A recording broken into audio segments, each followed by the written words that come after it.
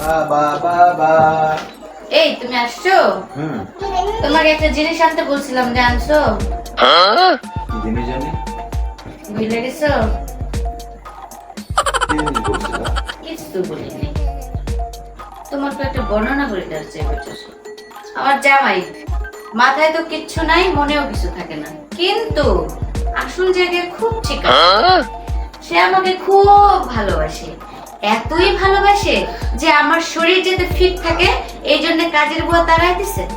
বলছে বাসার সব কাজ নাকি আমার করলে আমি নাকি ফিট থাকবো। এই যেমন ঘর মোছা, কাপড় কাচা, তারপরে হচ্ছে থালা বাটি ধোয়া, রান্না বান্না, এগুলা করলে নাকি আমি ফিট থাকবো। এক্সারসাইজ। এক্সারসাইজ, তাই না? তারপরে আবার সে আমাকে ইদানিং বাইরে নিয়ে যায় না।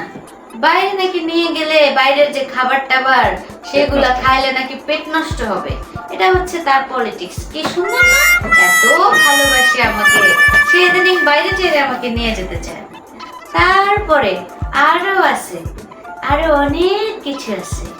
সে ইদানিং আমাকে শপিং করে দিতে চায়।